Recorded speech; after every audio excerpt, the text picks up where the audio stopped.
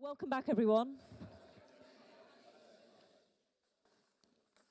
So in the last panel discussion, the speakers spoke at very high level about the British national interest and Britain's place in the world. And in this session, we're going to zoom in to Britain's state, government, institutions, and look in a bit more granular detail, I guess, at why a previous speaker said Britain's broke, Britain's not working. Why is Britain not working? When did this problem start to emerge? What role does government play in it? Is it broader than just government? Is it our economy? And what kind of solutions would we need to fix those problems? And I'm very pleased to welcome two speakers who have both worked in government in different guises, but also thought more deeply about the problems of the British state than almost anyone else I know. And it's great to have both of them here.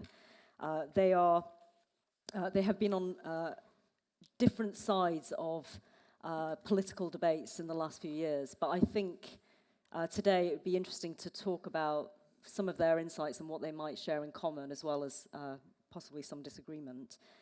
First, I'd like to welcome Lord Adonis, Andrew Adonis, who is a Labour Party life peer.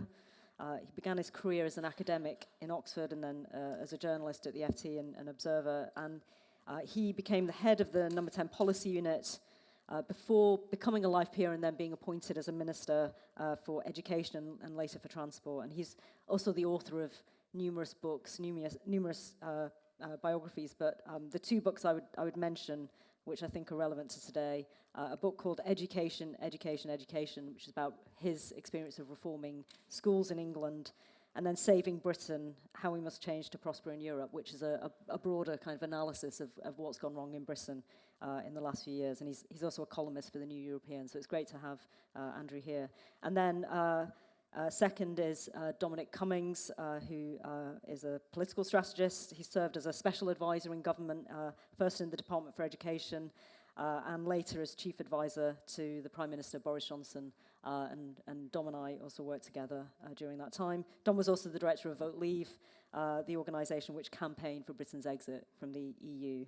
And today he's working on a number of projects which he might come on to, and writes a Substack, which I know many of you read. So I'd like to start by asking both of you about your experience in education reform, because both of you had worked on initially the Academies programme. Andrew, you were the architect of that when you were Minister for Education, and then later Dom and Michael Gove, who you worked with, took that and sort of turbocharged the Academies programme and built the Free Schools programme out of it. I just wondered, Andrew, if I could come to you first to just talk a bit about your experience of working in government on that programme. Why did you think reforming England's school system was so important? Why did you treat that as a priority? And what did you learn from that experience about government? Well, can I wind back firstly to your earlier remark about Britain being broke and needing to start fixing it? Britain has always been broke. I mean, I grew up in the 1970s when we had strikes galore, the rubbish was piled up in the streets, the dead were unburied, public services didn't work at all. In the 1980s, the first half of the 1980s was massively strike-bound, and local government services basically didn't work at all. If you were unlucky enough to be in most of municipal Britain, you were lucky if you had just a basic local government service that functioned.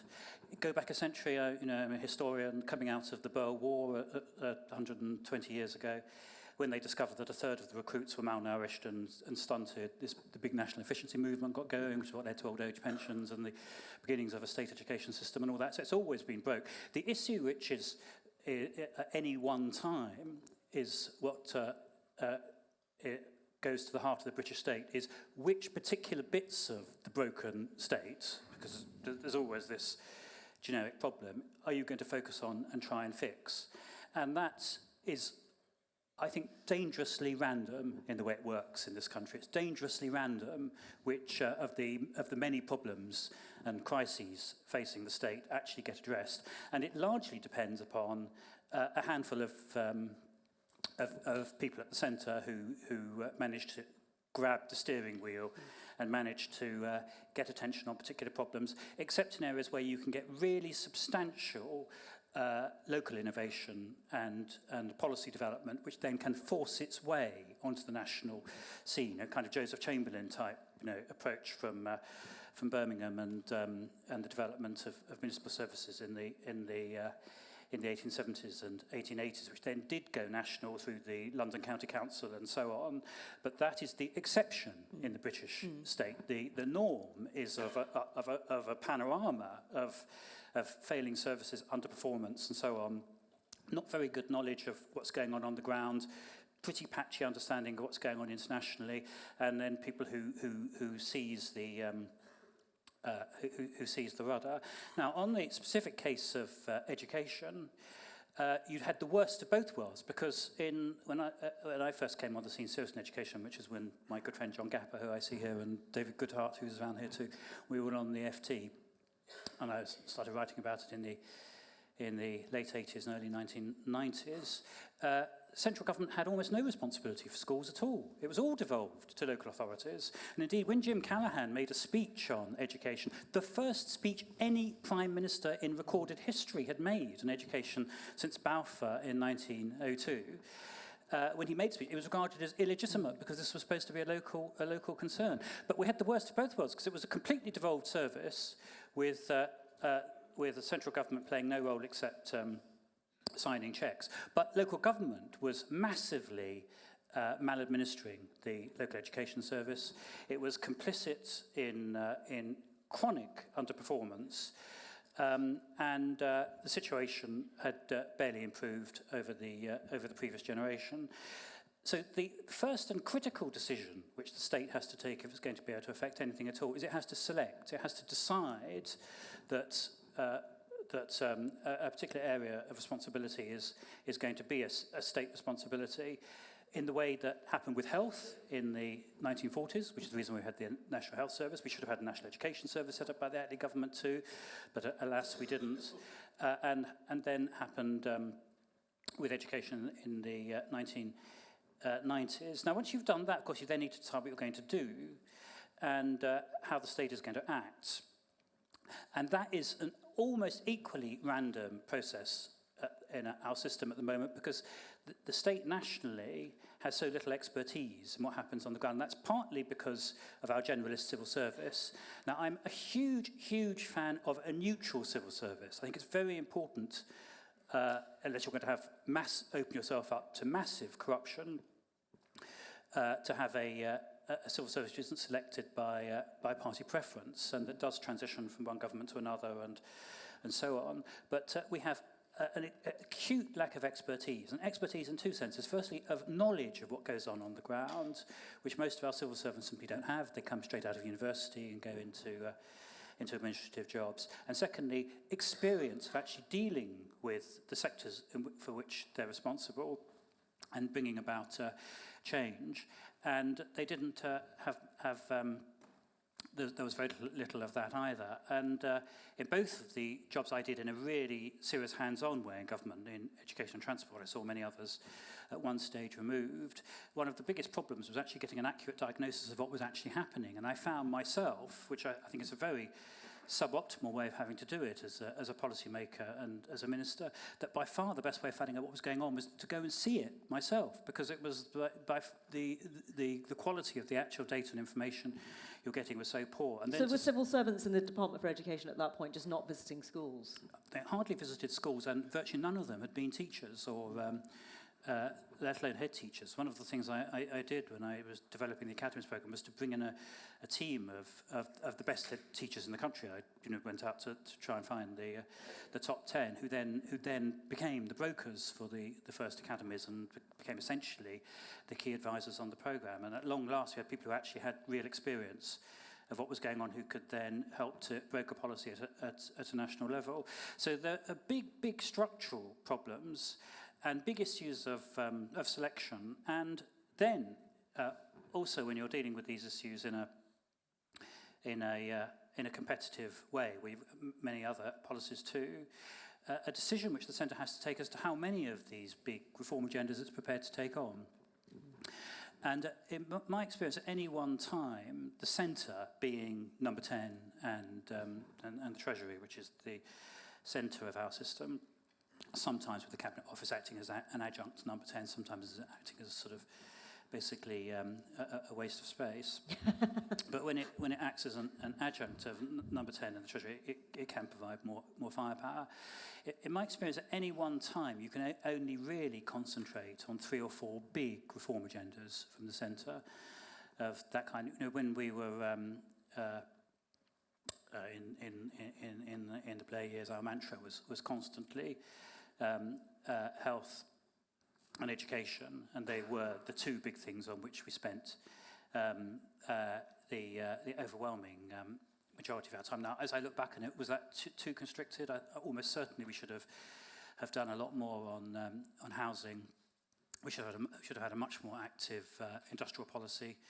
Would it have been possible to have got Prime Minister's attention on all those, as well as the literally weekly meetings he was doing on these other agendas? I'm just not sure. When listening to the last panel, the Prime Minister also has to manage the whole of Britain's international standing and all of that, which is a hugely time-consuming post. And as we've seen with Rishi Sunak, you cannot delegate it. Either the Prime Minister, I mean, you can work with the Foreign Secretary, but either the Prime Minister is going to grab these big international strategic issues which face the country, defence, what are we going to do with big international crises that we're a part of, trade, which of course we don't basically have a trade policy in this country now since we left the EU. Either the Prime Minister grips those or no one grips them, and in my experience that's at least half the time.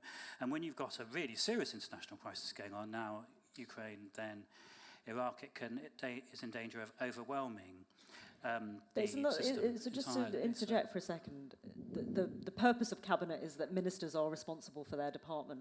They update the Prime Minister. They bring the Prime Minister in occasionally to talk to civil servants or experts just to kind of keep them abreast. But don't we just rely on activist ministers? I mean, in designing the Academies programme, you were just very actively involved in the detail of that and driving it. And therefore, the Prime Minister doesn't have to spend every single minute of the day thinking about that priority. Well, Isn't that the answer? Better ministers. Yeah, that's fine. And this goes to the heart of our problem of departmental government at the moment. That's fine where departments are spotting and dealing with issues and grabbing reform agendas, but almost invariably departments get captured by their sectional interests.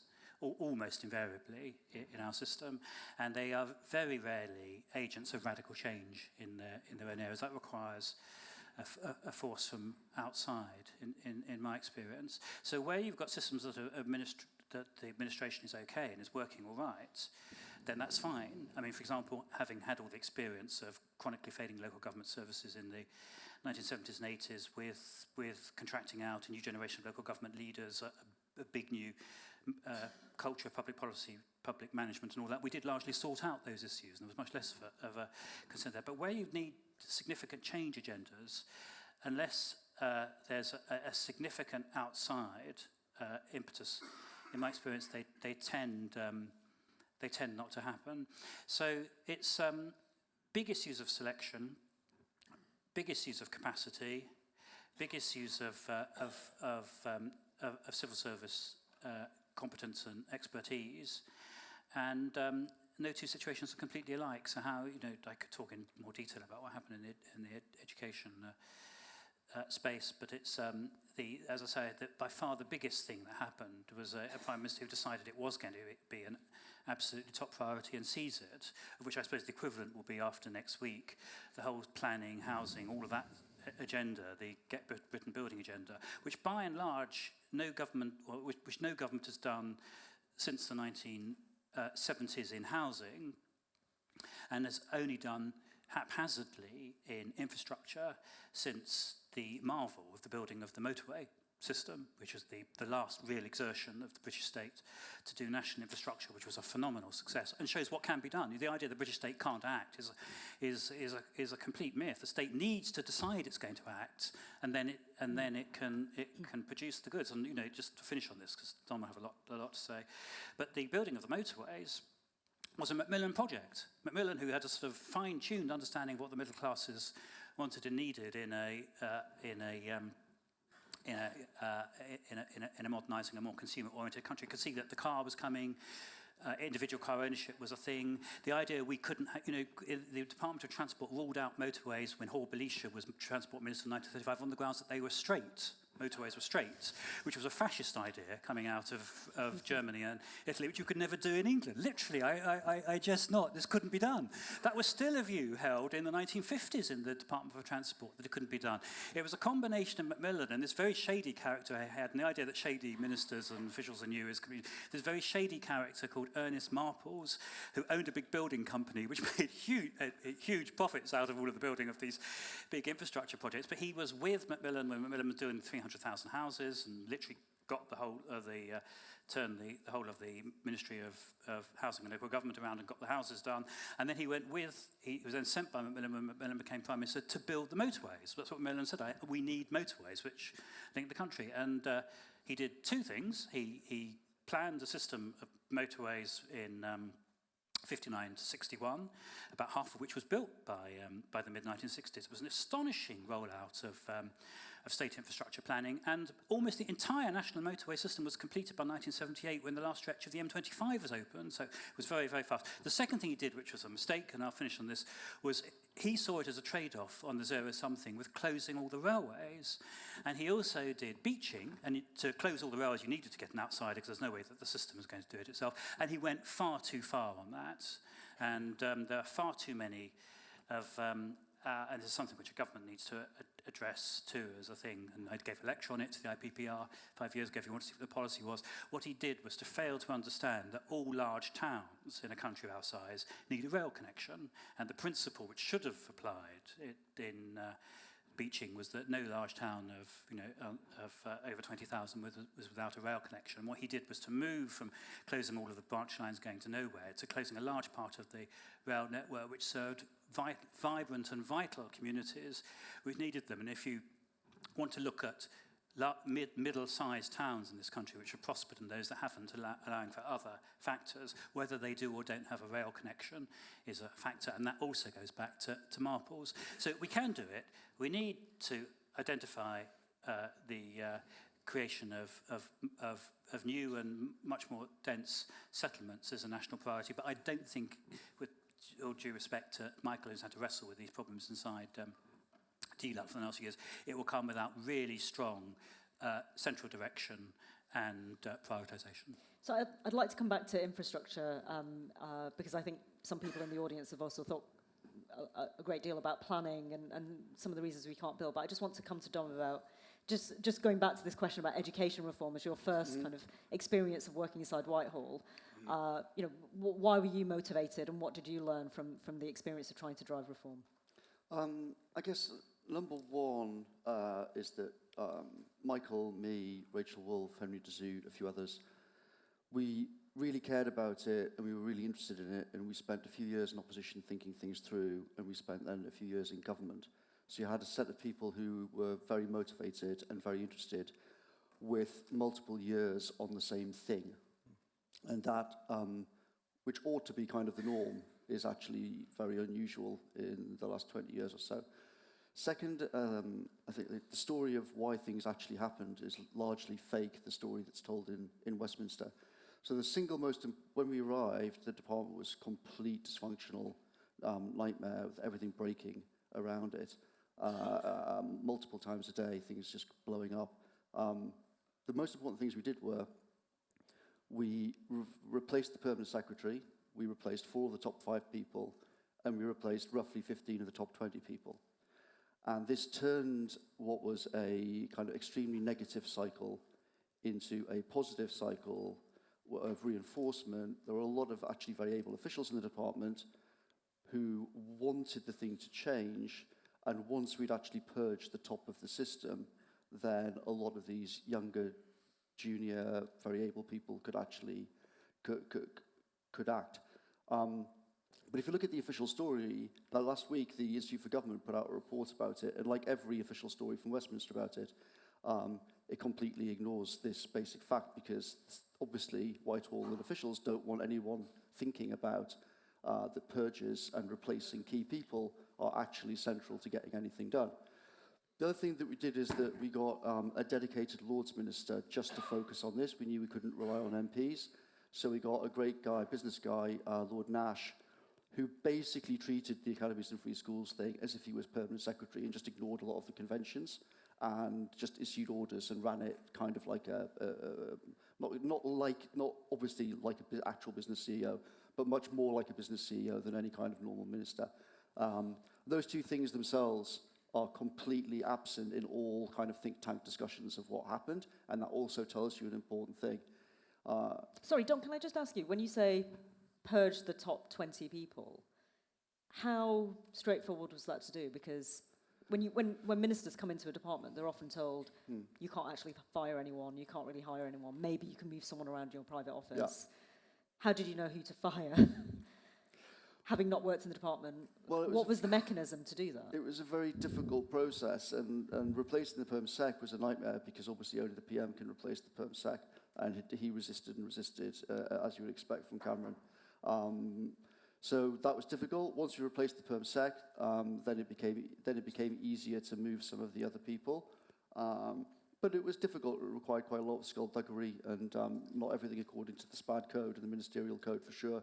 But it was necessary for actually getting anything done. But I think... how was morale in the department after morale that? was appalling when we started, but purges massively improved morale. And after we got rid of the top people, who a lot of the junior people knew were jokers, then the young talented people were obviously happy, and they could see that we were taking it seriously. But I think the fact that the Tory MPs, if you look now at the election, right, the only single public service reform that's actually done anything is school reform. It plays zero role in the election campaign at all, and that tells you very interesting things. The Tory MPs have no interest in government. So the official story about what happened and how we actually got a lot of things done is completely fake. It ignores the actual core reasons why we managed to get things done. The Tory MPs have absolutely no interest in the only public service reform that happened. And that goes to the heart of a lot of this stuff. You have to think, there's one set of questions about like what's the actual policy that you should have, what's the right way of approaching X, Y, or Z. But there's a deeper thing lying behind it, which is if the MPs fundamentally don't care about good government, they're not interested in the process of government and power, which the Tory MPs have not been, then a lot of the questions about what's the right policy are not actually really relevant. You see what I mean? So let's just talk a bit about, Andrew, you started talking about infrastructure and getting things built. And one of the tensions, my experience of being in government, is that MPs are very, very keen for things to be built, just not in their constituency. And that's a bit of a battle between the government and the political party and how you can get any radical change through when people think it will directly disrupt the status quo in the area that they represent. Did you, to what extent is having your MPs and your backbench support important to drive any kind of reform? Or do you almost have to do it surreptitiously or deliver and then show the results and then get people on side? Because it feels like in the conversation about state capacity in government, a lot of people just haven't got a sense of how the political influences the policies that are made. You only realise it once you're trying to get legislation passed and once you're trying to get stuff done. Very few MPs, in my experience, have much fine-grained knowledge of what actually goes on in their patch. I mean, when I was doing the schools job, I would spend every Friday and most Thursdays out visiting schools and being out in the seeing what was going on. And I would usually, when I turned up, because I was concentrating overwhelmingly on failing schools, so I would usually visit the 3, 4, 5 worst schools in wherever it was I was going to, and would usually take with me the leader of the council and the local MP. And I was struck by how often this was the first time that either or both of them had actually been to these institutions, and how little actual fine-grained knowledge they had of them. So it's very random, MPs. Good MPs can make a huge difference to their communities. It's much, much misunderstood in our system of government at the moment. When I had very great difficulty at the beginning finding places to locate the academies, because local governments are overwhelmingly against, and since I unfortunately had about 2/3 of my party against as well, and I wasn't in a position to purge them all because it included most of the MPs and quite a lot of the ministers, including fellow ministers in the education department. It was quite difficult to move on some of these things. So I was very much in the market for finding volunteers who would do it, and those MPs who were prepared to come forward and really did want the best for their communities could make a phenomenal difference. I mean, Simon Hughes, I don't know if the people of Southwark and Bermondsey have the faintest clue how much they owe to Simon Hughes as an MP. I do, I lived there. I mean, he literally, despite the fact that his own party's policy was against the privatisation of education and academies and all that, he was one of the first people through my door saying, I want as many of them as you can give me in Southwark and Bermondsey because all the schools are crap. That's what his opening gambit was to me, and we built 3 academies in his constituencies. He got the equivalent in today's money of about 200 million worth of investment in schools. I had no problem putting them there because it was an area which massively needed investment. He also is one of the very few people who's got 2 stations named after him. The reason that there are Jubilee line stations in both Southwark and Bermondsey is purely because of Simon Hughes. He managed to make such a fuss when the extension of the Jubilee line was going through that he persuaded Hezza and Hezza's successor to build those 2 stations. So it can make a phenomenal difference. Frank Field was another MP who had an encyclopedic knowledge of what was going on in Birkenhead, and that made a difference too. But that was the exception, not the norm. Just commenting on, coming back on Dom, I suspect that there is a difference between us on how to manage these things. I'd never managed a public service by purging. Maybe it's because I didn't have enough power to do the purging. You have to have a kind of Stalinist power to be able to purge. I was never in that strong a position when I was in government. So my strategy was a combination of avoiding the incompetence as far as possible, and building systems around it, and just selecting the people who were competent. I also found out that that was a much quicker way of operating as well, because it can usually take quite a while to move people on and make all those kinds of changes, where simply selecting who you're going to work with and what you're going to do is a fairly immediate thing. So on that, just on that, I think that so the conventional wisdom in Westminster is that it's basically impossible to sell a kind of like Singapore high-stake capacity, actually build stuff, reform planning, reform procurement, reform the appalling hybrid build process that stops us building infrastructure, da, da, da. But I think I think like most conventional wisdom in Westminster, it's wrong. I think if you actually had a crack communications team around a prime minister who actually wanted to do it, I think you could sell the story, and I think the public would accept it. Simply no one tries, because going back to the original point, the MPs are fundamentally not interested in power, and they're not interested in building things long term. They're completely absorbed in the 24/7 news. Second thing is, you have to face the fact that a lot of the public resistance is rational in lots of ways. The way that things are actually built now is a repeated farce. Everything is massively over budget. Everything takes years and years and years, far too many years. Dual carriaging the 18 miles of the A66, a project I spent time on in number 10 because it was kind of symbolic of the extraordinary dysfunction, is scheduled to take 30 years and cost billions of quid. It's 18 miles of dual carriageway. The government before the internet, before all of our modern technology, could have done this like that. So I think the public resists a lot of these things because they look at it and say, well, we know what this project's going to be. It's going to be another shit show. It's going to be over budget. It's going to take ages. It'll be screwed up. Why do I want that? If you actually have a government that is prepared to grip the core essentials of building, and that means planning, procurement, commercial, hybrid build and whatnot inside the system, and then actually communicate it and explain to the public what they're going to get out of it, then I actually think that you could sell that, and it would be it would be a governing success and a political success. But again, it goes back to the core thing. Unless you have MPs who have an interest in trying to, a genuine interest in actually building things for the long term and building capabilities, rather than responding to 24/7, which is their actual daily concern, then you're never going to get to that.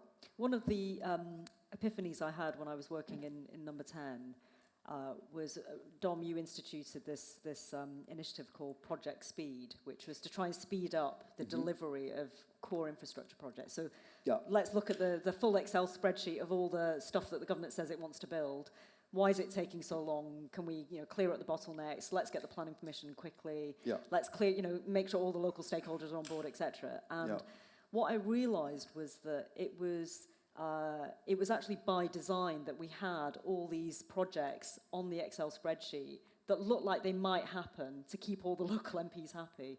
But we weren't, as a government, entirely confident or committed to delivering them all. And we certainly didn't want to deliver them quickly because the Treasury would have to then spend all the money up front. And there was a kind of vested interest in spreading out the costs over a long period. So even with that sort of, very competent people at the heart of it, if as a government you haven't decided that you're totally committed to delivering something, to upsetting local stakeholders that don't want it, to spending the money, then, it doesn't matter how much the bureaucracy around it is designed. I think it's an important thing. A lot of people are looking at Starmer now and thinking, like, is he serious about planning reform? Is he serious about this?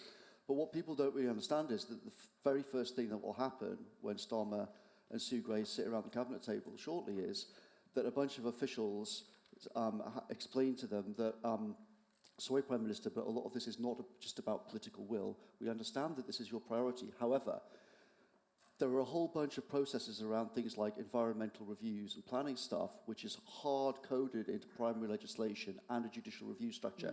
So you're going to have planning review 1, appeal 1, judicial review, appeal of judicial review, Then after that, in about 4 or 5 years, you'll have environmental review 1, appeal, judicial review, Supreme Court, And if you look at some real projects for things like building an actual road or building an actual railway now, the actual timeline for the project, like the A66, right, is like this thing for 6 years, then that thing for 6 years, then that thing for 6 years, then that thing.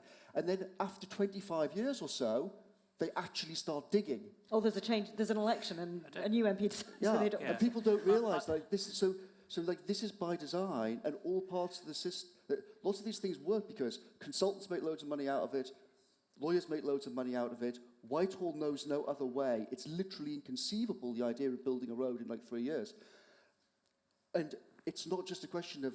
so if Starmer is serious, he's going to have to come in, look at this, his head will explode, and then they'll be faced with very hard things like, OK, are you actually going to go into Parliament and use your majority to bulldoze the hybrid bill system into the earth, and then deal with all of these planning systems, and the judicial review, and the environmental reviews, and everything else? Because if not, it will... like everything else in British politics, it'll end up just being rhetoric and it won't work. And the media's response to it will be, well, is it a political priority or not?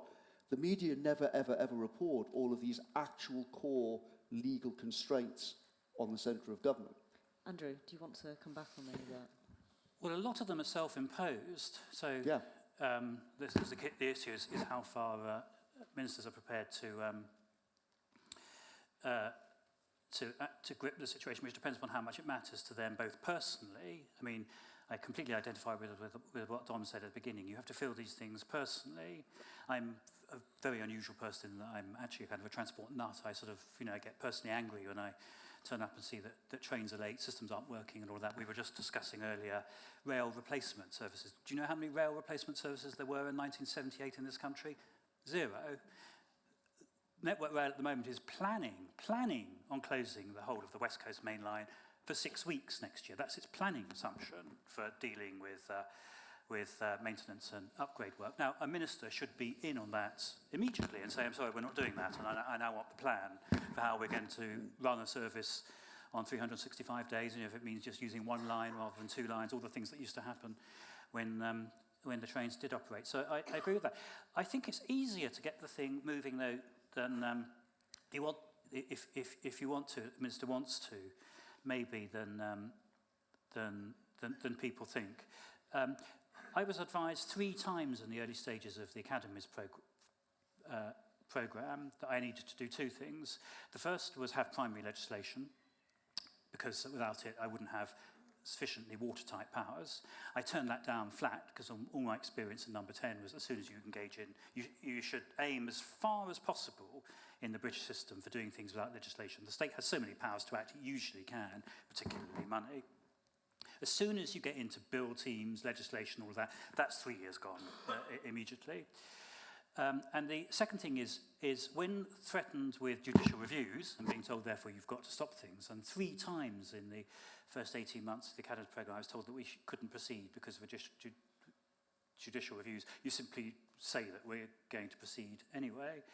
So it's dangerously populist. It's basically that if the state has the powers, it should move them. Taking the specific case, the specific example that Dom has said to get a bit controversial for a moment, which is hybrid bills. We only use hybrid bills in this country for large-scale transport projects. We don't use them for others. So it's a specific large-scale transport thing. The only big hybrid bill we've had in the last decade, we had 2 in the last 20 years. One was for Crossrail, the Elizabeth line, and the second was for HS2. Crossrail, the hybrid bill, we think Crossrail was wonderful, by the way, the Elizabeth line, all that, and it is, nobody would want to reverse it, but the hybrid bill process probably added about roughly double the cost of the scheme by all of the requirements it put in, including those 2 stations, by the way, which came through the parliamentary process. But the second is that a lot of the decisions when it came to HS2, and by the way, let's not overdo the incapacity of the state about 140 miles of railway is literally being completed as we speak at the moment through the hybrid bill process. It will have been from inception to construction, the completion of construction through to Handsacre Junction, north of Birmingham, will have been 15 years. Well, that actually isn't much slower than the Chinese build from actual inception to construction. But the costs went through the roof, and the reason why the costs, the reason, of course, why the railway isn't going on beyond that is because of a ministerial decision. It's nothing whatever to do with the system. The Prime Minister decided last autumn he was going to cancel the last 50 miles of the line. There's nothing you can do if the leader of the government takes that decision. But the reason why the hybrid bill system has added so much is because of decisions that specifically, I could go through them with you, specific Transport Secretary after Transport Secretary took after 2010 to give concessions to opponents being MPs and local authorities going through the Chilterns, to the hybrid bills, to give veto powers to local authorities after the hybrid bill had been enacted. The reason why there's been such a big escalation of costs of this line is that after Parliament has given supposedly dictatorial powers, which it can give to the government at its behest, because of decisions taken by ministers, a whole set of powers were given to Buckinghamshire, Warwickshire, and other local authorities going up the line of route, that they could then negotiate with HS2 Limited beyond the powers given before any construction work could start, which should never have happened. If I'd been Secretary of State, that would never have happened. We would have taken all of the specific powers in the hybrid bill to start construction the day after the bill was completed, instead of which golf courses have been replaced with clubhouses costing £18 million. I could go through the list of things that have happened, but that has all happened. Every Secretary of State between 2010 and 2016 doubled the length of tunnel, every single one doubled the length of tunnel going through the Chilterns. All of those decisions were taken by ministers, by the supreme agent of the state, limiting their own capacity to act. There's nothing you can do if you have totally incompetent ministers who betray the trust put in them by the state. And we talked in the, sorry. So just on this planning thing, if the government is going to get major things actually being built before the next election, I agree in general, if you can find ways of doing things without primary legislation, for sure it makes life much easier. That's 100% true. However, if you're actually going to get a lot of things being built in this country, unfortunately, that's not something which at scale, of course there's like individual bits here and there that you can do without having to have primary legislation, but to make a fundamental change, the planning system needs changing with primary legislation, and the procurement system needs changing with primary legislation. And that means that Starmer will have to make it do what I did in January 2020 and say to the PM, this is a priority, we're going to drive it through in the first year, and that means that then there is time to actually start building things in the real world, and by the time the next election comes along, people can see the gains of it. So not everything is 20 years in the future. So yes, number 10, if it's got willpower and some deft manoeuvring, it can get a lot of things done without primary legislation. But the core of these problems on building and procurement do need primary legislation changes. I don't agree with that. I mean, the state could build 300,000 homes without planning reform at all. Indeed, you know, again, I'd welcome Michael's views on this. But one of the things that's happened... But it can't build them fast, though. Because it has the plan, because it has the reviews, has the judicial reviews, it has the environmental reviews, it has the judicial reviews and the environmental reviews, etc., etc. Yeah, so I mean, even the last 10 years, I think the number of judicial reviews has gone up because of things like just requires the Secretary of State to take decision after decision after decision. You know, the first decision that's required in many of these areas is to call in decisions which have been taken by local authorities which are against the public interest. Okay, I'm going to pause you guys there for a minute, just because I want to bring in the floor and see if people have questions, and then you can come back to any or all of it. So some hands have gone up. I'll take the gentleman there who had his hand up first at the end of the row, just at the bottom, fourth row up. I'll take a couple of questions at a time. Andrew, at the start, you said that you thought that this was a generic problem of Britain being broken, there are manifestations of a generic problem. Dom, you've talked about lots and lots of specific problems, so I just wondered whether you thought this is best conceived of as a big generic problem of brokenness, or of a set of specific problems that we should separate and go and tackle differently. Okay, thank you. There was a guy at the front here, second row, Tyler. Thank you. Since you've both worked in education reform, I'd be interested to get your opinions on the Advanced British Standard and T-levels. What do you make of them? Do you think they're a good reform, etc.? Okay, thank you. Go on, we'll take one more from Tim Loynig, who was in the Department for Education, in fact. Worked with Dom. I saw one junior minister in 3 departments. He was absolutely terrible in one, bottom 10%, mediocre in the second, and outstanding in the third. And I wonder whether one of the problems we have is that ministers are assigned, with the exception of Andrew, almost randomly across government, irrespective of their own knowledge or interest. Name names.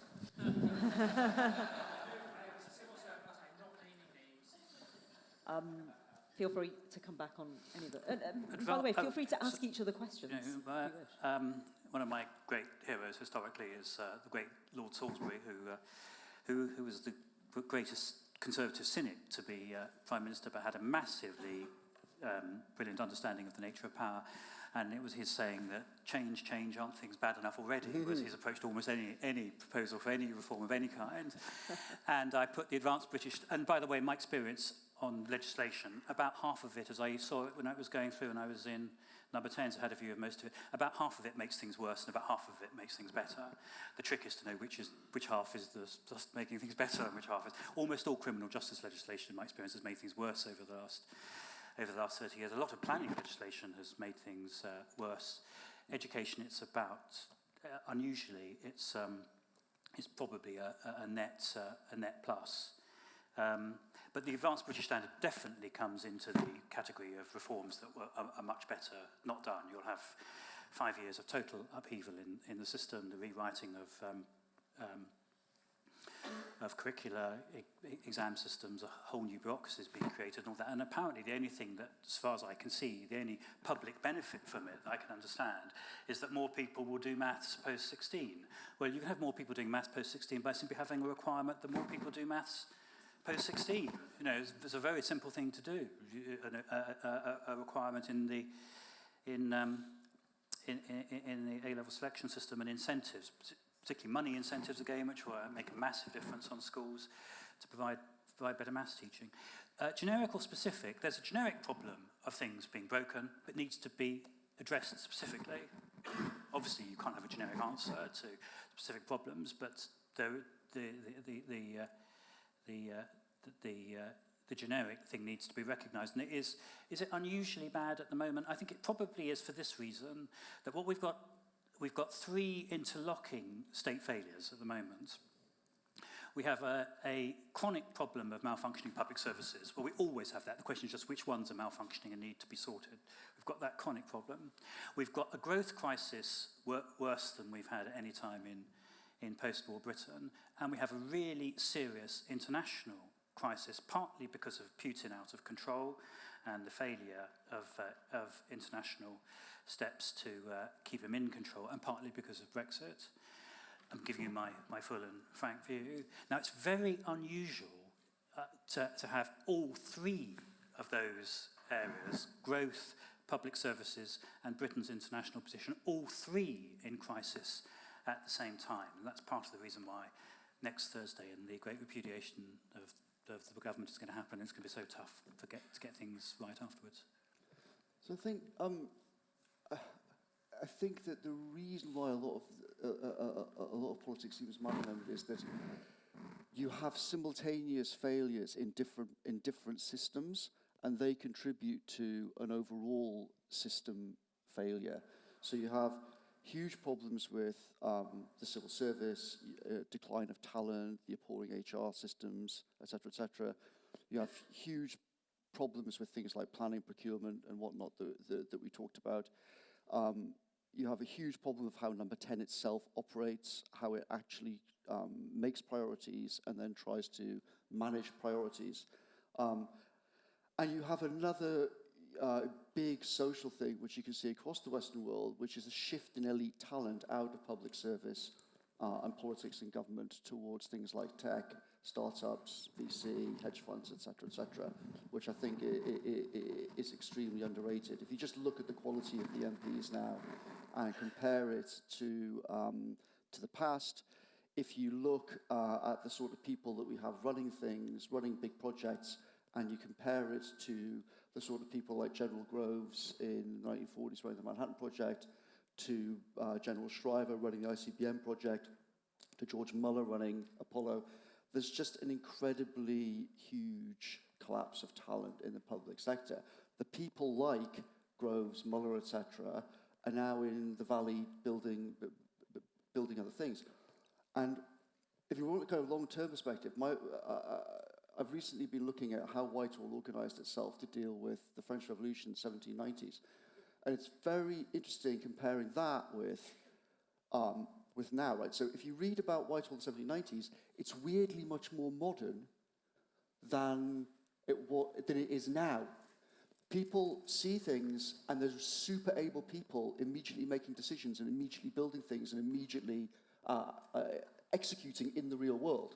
Elon Musk have far more in common with people like Nelson and the systems around that in 1795 or 1800. If you fast forward and read a lot of some of our heroes in World War II, for example, Alan Brooke, R.V. Jones, people like that, you can already see the pernicious effect of the Northcote Trevelyan reforms in the 1850s.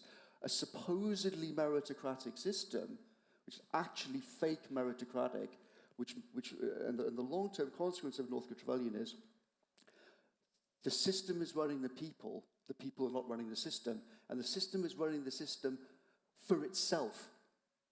And that over decade after decade after decade becomes pathological, and that's what we've got now. We have pathological public institutions like the Cabinet Office, which actually actively sabotage the national capabilities. The most obvious example is, recently is the Vaccine Task Force, right? Huge crisis in spring 2020. The official advice is that we beg the European Commission to do the European Commission's version. The European Commission's version is obviously a load of shit. It just involves looking at PowerPoint presentations for many months to come with McKinsey and not doing anything. We build the Vaccine Task Force. Everyone says great success. The EU Commission itself publicly says we've all got to learn lessons from this. What happens? Whitehall says not. This is a great triumph. Let's reinforce it. Let's move on to the next generation of vaccines and figure out how you get vaccines you squirt up your nose and actually stop transmission. It says, this is a disaster. It's completely humiliating. Let's close this down as soon as possible. And the Vaccine Task Force is closed. So the great shining example of building national capability in 2020 is closed by our own pathological central institutions. Well, Starmer has said that he wants to pursue mission-led government. So take this is the Mariana Mazzucato idea that you take a particular goal and you drive it. But as you know, Munira, what was fundamental, why did the civil service hate the Vaccine Task Force? Because we said all the normal HR rules are completely suspended, all the normal procurement rules, all of these EU ECJ decisions over decades that we're all, civil service is supposed to regard as lawful and any diversion from them is unlawful, all that shit is in the bin. And the PM said, I will take full legal responsibility for it when there's judicial reviews down the line. And that's the point. So Starmer can say, I want to learn from the vaccine task force, but the rubber will hit the road when the Cabinet Office says, well, PM, actually, if you want to do that, it involves all of these following. It essentially involves, at the very least, doing what we did, which is creating a huge carve-out from the Northcote Trevelyan system and doing it fundamentally different with actual experts who actually know what they're doing, technically, and no HR and none of the, all the procurement stuff. There's a question about the extent to which you try and reform the existing system of bureaucracy and the extent to which you create these alternative units or carve-outs. Or, this is the argument about, do you try and fix NASA or do you build SpaceX? Do you have an alternative kind of insurgent? But I'm a big seller of that being possible, though, and I'll explain why. If you go back to September, October 2020, right, we were facing then another wave of COVID, tens of thousands more people dying. We get in this brilliant guy, former commanding officer of the SAS. We put him in charge of testing. He says, I can't actually build a team because Whitehall refuses to let me have any people. I get the Cabinet Secretary, the head of procurement, head of HR, head of everything in the Cabinet room, and we say, the Prime Minister says this is a national priority, treat it like war, tens of thousands of people are going to die if we get this wrong. 48 hours later, SAS guy goes, absolutely nothing's changed. I have to get everyone back around the table and say, listen, if this guy doesn't get what he wants in the next 24 hours, I'm going to tell the Prime Minister to fire every single person in this room. And that's what it took to actually get rapid testing going before the system surrendered and said, okay, we'll actually move and not have like a 10-year program, but actually move quickly. The idea that just a normal government turning up and saying, we want to have mission-led things with Mariana, the civil service will eat that for lunch. Let's go for more questions. So some hands up. Alexander Evans, and then the lady at the top. Thanks very much. I'm at LSE. I just had a question for both of you. For an incoming government, what is the one key change to the civil service that you think would most boost Britain's state capacity? Okay, great. Then there's a lady at the top, Helen. Obviously, like the title of this is a little more optimistic than perhaps what we've heard so far. So do you think there is a way of improving that talent question which you're speaking about? Is it just like firing all the paper pushers, or like how do we actually get people who can get shit done into government? And then we'll take one more. John in the middle.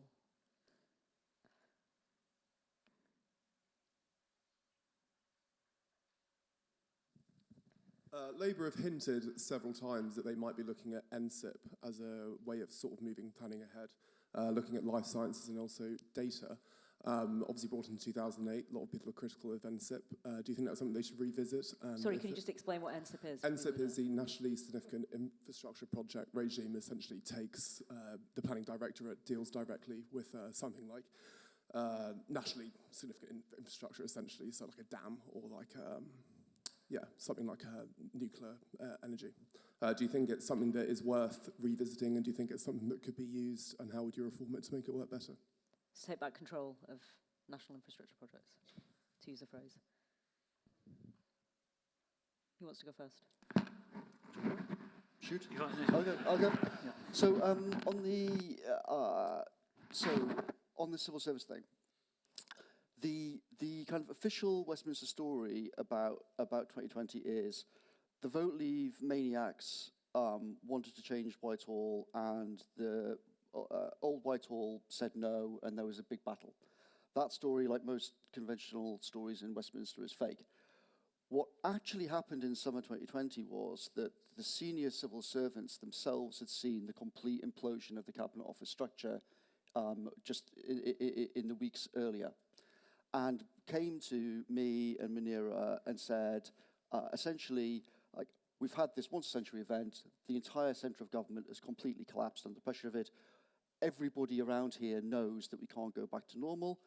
You've said all this stuff about the civil service. It's obviously now going to change. Let's basically negotiate the terms of the surrender from the deep state to vote leave. And we had conversations, and the core of it was actually pretty simple, right? It's Singapore has a good model. To a large extent, we shift to the Singapore system. What does that mean? Number one, we said, shift of appointments from almost completely appointed internally inside the caste system to open by default, so we can actually just recruit the best people in the world.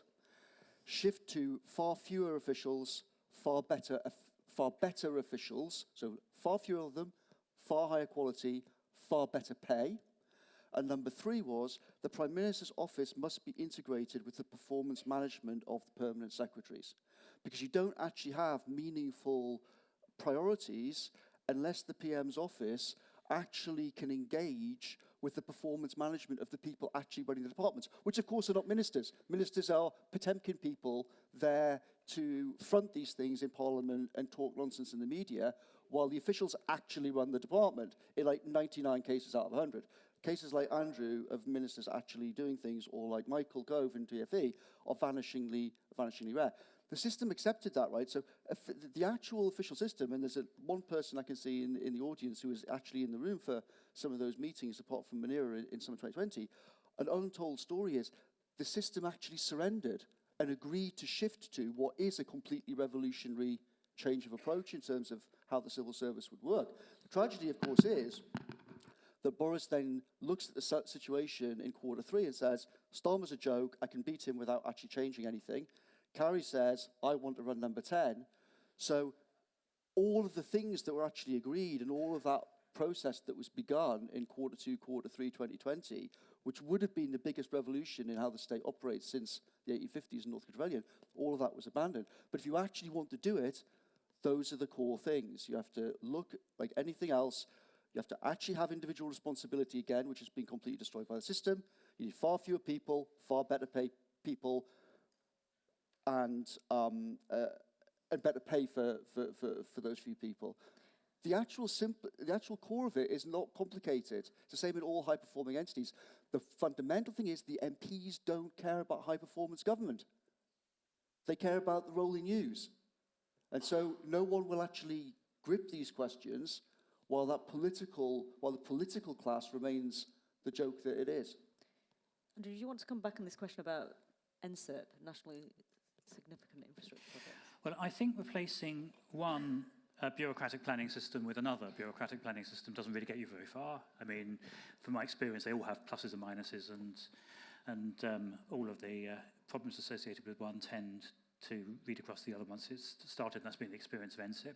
The crucial thing is on matters of vital state importance, in my view, ministers should directly take planning decisions because they are the representative of the state, subject to to parliamentary accountability, some actual process that there should be in Parliament to review the decisions so that you're not open to corruption. The big problem with ending Northcote Trevelyan as a slogan is you've got to remember where Northcote Trevelyan came from, a deeply corrupt state where most posts were sold. I mean, literally sold. This is what happens to the British state. Mr. Pitt may have been great at fighting a war in the 1790s because Britain's survival was at stake, but he was absolutely hopeless at reforming the state itself. You know, he did nothing with the representative system, which was still the most deeply corrupt, and posts were sold. The part of the problem with the efficiency of the armed forces is until the reforms associated with Northcote and Trevelyan, officers' commissions in the army were sold, literally. There was a price list for how much they all cost. So you had nothing approaching talent coming through.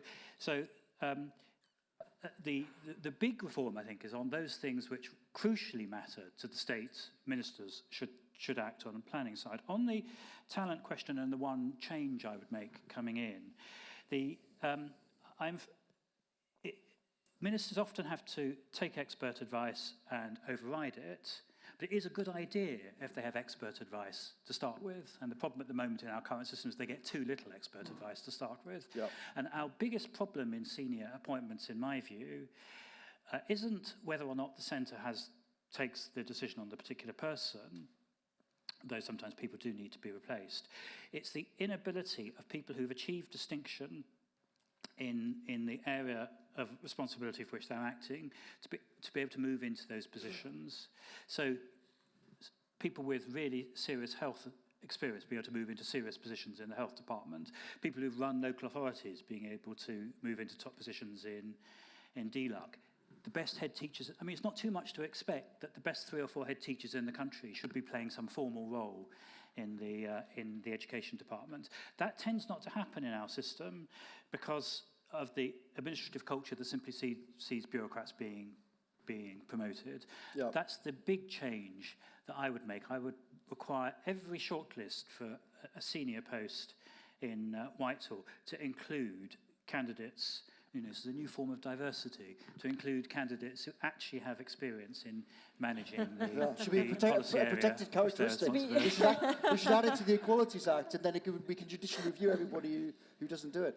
But I think on that point, I think Andrew's point is exactly right. And when I wrote that blog in January 2020 about weirdos and misfits, one of the things that I put in there is this insane HR system whereby the whole system works on kind of diagonal zigzagging. So you have to go, every 2 years, you have to zigzag like that to get a promotion or a pay rise. So no one can actually get a promotion and a pay rise just by actually understanding what they're doing. Again, the media story was, crazy Cummings says this, system fights back. In fact, everybody in Whitehall knows that system is insane. The Cabinet Secretary said, I agree with you. The Deputy Cabinet Secretary said, I agree with you. Everyone agreed in 2020 that we were going to get rid of that. And all officials know it's mad. Like, forget all politics, forget Brexit, forget left, right, or Labour or anything. Everyone knows objectively the 2-year zigzag system is completely insane. Yeah. But the Cabinet Secretary and co won't change it by themselves. They require political direction.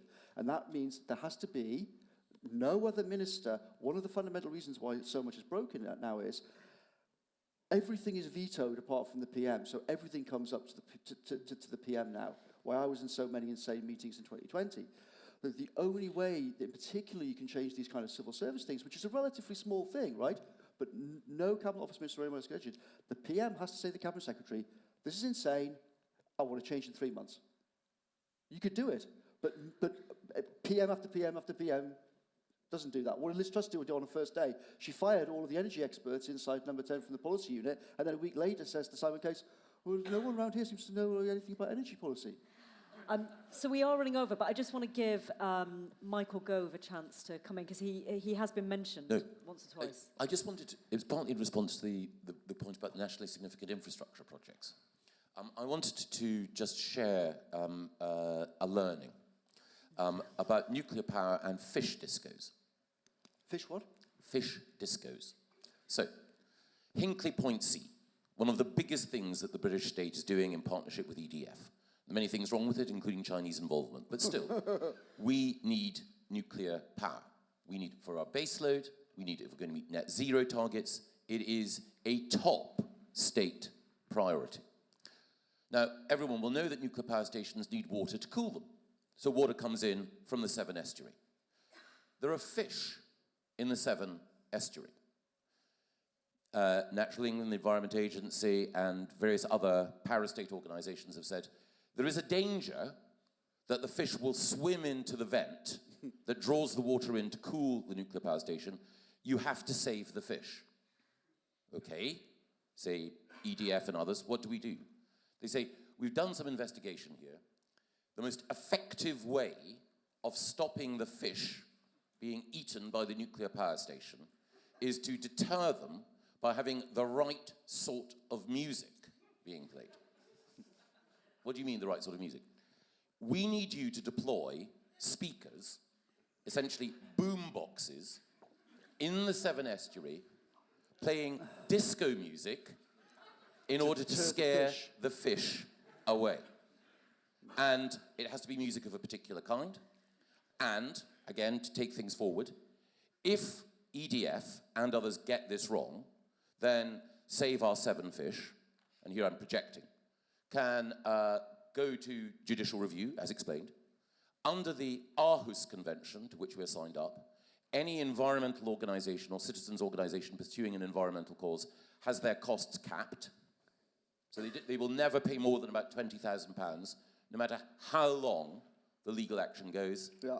And they can delay that at the moment. Now, it is theoretically possible that Keir Starmer could say, screw the fish. Nuclear power matters more. But if he does, then he's going to have to unpick a series of laws, and this is not an anti-EU point, it could happen anywhere, like the Habitats Directive. At the moment, the Habitats Directive, you all heard about it because of the debate on nutrient neutrality. The Habitats Directive, as it applies in my own constituency, which I'm just about obviously no longer to be the MP for, also has a blocking impact on house development. How? Much of my constituency is covered by heathland, Thames Basin heathland. Heathland is a habitat for ground nesting birds. Ground nesting birds are the prey of domestic cats. Any new housing development might have cats in it. Therefore, housing development within 5 kilometres of heathland can only go ahead if the developer finds something called suitable alternative natural green space. In other words, they have to buy up green land elsewhere. Why? So that the cats can go to the suitable alternative natural green space and not the heathland. So the Habitats Directive imagines that cats in these new homes will say, There's a lovely field. under no circumstances must I go to the heathland and pursue the ground nesting birds. I must instead go to the suitable alternative natural green space that has been provided right. So 2 of the reasons why we won't get nuclear power in the way that we need, and we won't get the homes that we need, are because we're putting fish and ground nesting birds ahead of the national interest. I love fish, I love birds. But that's one of the reasons why if Keir Starmer is going to succeed, he will need to say, sold the fish, and I don't care about the birds. If he does, fair play to him.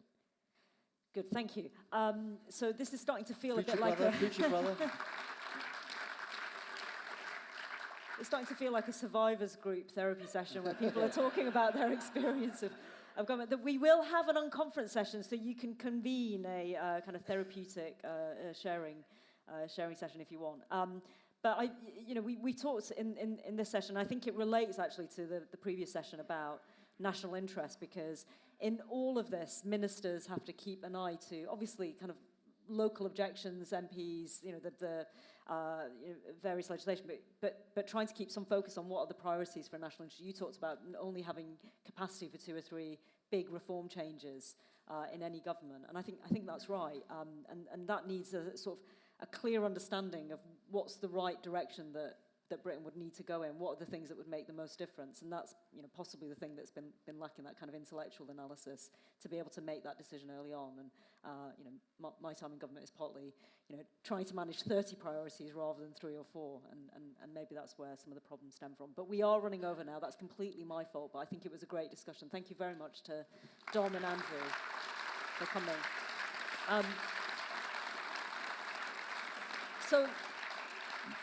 So when we're having lunch now, it's I think it's next door. So please be back here at say 1:20. That should give us plenty of time. Thank you.